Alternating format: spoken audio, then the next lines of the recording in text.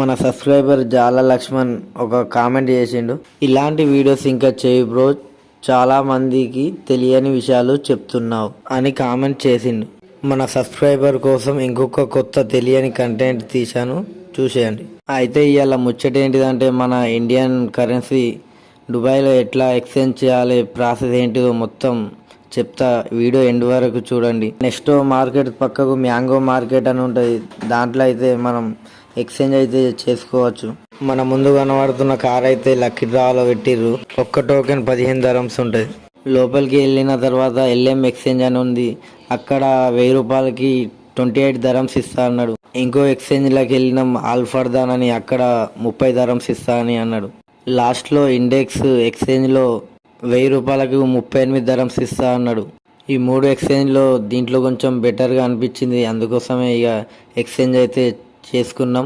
మనకు తెలిసిన వాళ్ళ దగ్గర ఎమిరేట్స్ ఐడి ఉంటే తీసుకొని వెళ్ళి వాళ్ళతోనైతే ఎక్స్చేంజ్ చేయించుకోవాలి. 3 ఎక్స్చేంజ్లో ఎందుకు అడిగినామంటే, ఎక్కడ రేట్ ఎక్కువ ఉంటే మనం అక్కడే ఎక్స్చేంజ్ చేసుకోవాలి. ఎవరైతే దుబాయ్కి కొత్తగా వస్తున్నారో ఎయిర్పోర్ట్లో ఎక్స్చేంజ్ చేసుకుంటే 1000 రూపాయలకు 24 dirhams ఇస్తారు.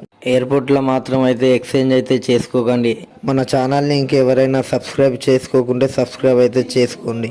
వచ్చిన పని అయితే అయిపోయింది, మళ్ళీ మేము రూమ్కి అయితే వెళ్తున్నాం.